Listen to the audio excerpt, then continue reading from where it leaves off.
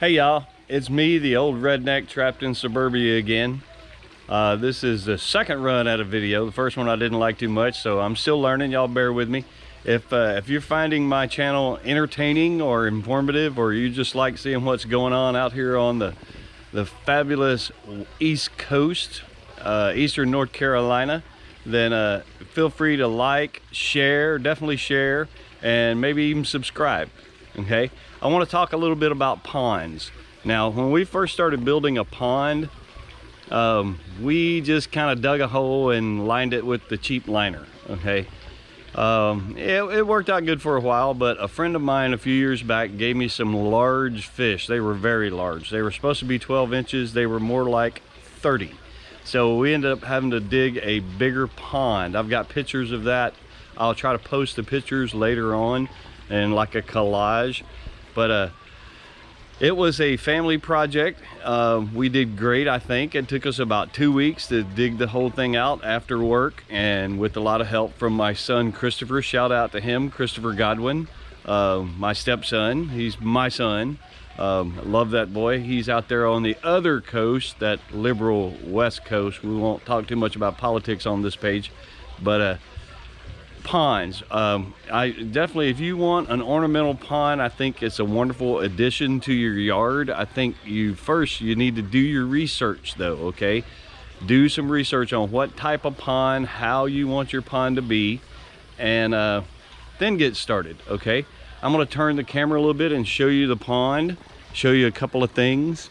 Okay, all of these plants, these big beautiful green elephant ears here, and the big alocasia elephant ears over there, and I've got a few more around the yard. The purple ones, everybody loves those purple dark color ones. Those are called teacup elephant ears. Now, what'll happen with a teacup when it rains, that you see those leaves were curled. When it rains, that leaf will fill up with water and dump water out like spilling a teacup. Okay, now here is an integral part of the pond. That is, it's tubular. It's a tubular mechanism called a UV light filter.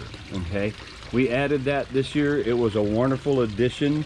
It helped get the pond cleaner than what it is right now. I got to do some pond maintenance here later on today.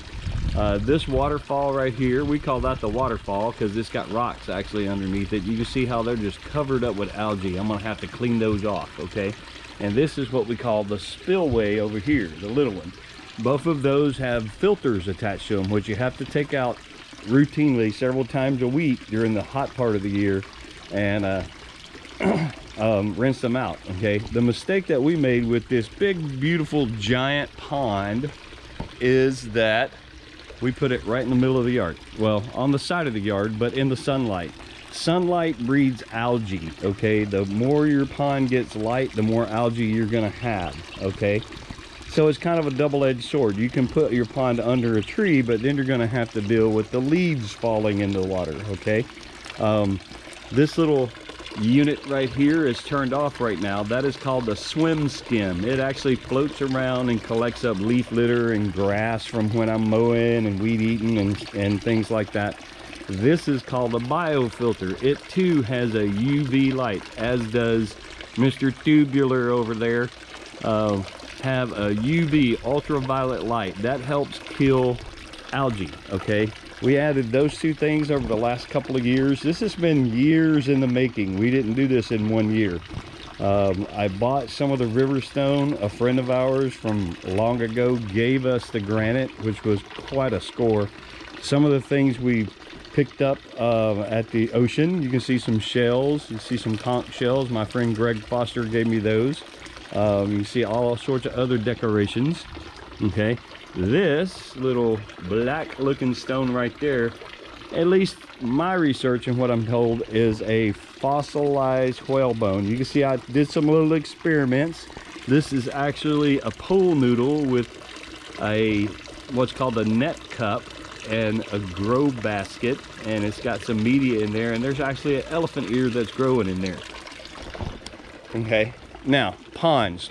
Ponds are great to have. Ponds, if you want to help eliminate, it sounds counterintuitive, but if you want to help eliminate mosquitoes in your yard, then you want to attract dragonflies. One way you can do that is to build an ornamental pond. Dragonflies lay their eggs in the edge of that.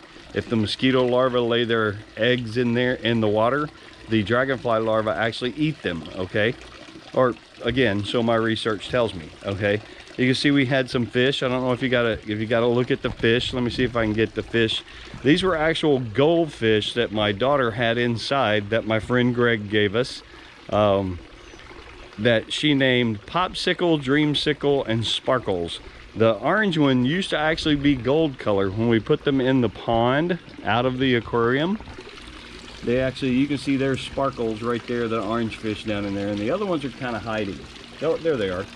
Okay, now those were goldfish. They've only been in here for I would say maybe 3 months. They were probably about 2 inches long when we put them in. And they too help control the algae. They actually eat the algae off the sides of the pond. Okay, so just some ideas about ponds. I like having the aquatic plants around, but you got to be careful, do your research, know what you're getting into. It's a lot of maintenance. You have to spend at least 3 or 4 hours a week maintaining the pond. Okay, so just give you some ideas. If you're enjoying these videos, if you find them entertaining or maybe even informative, then please feel free to like and share and maybe subscribe. We love y'all. We'll see you outside.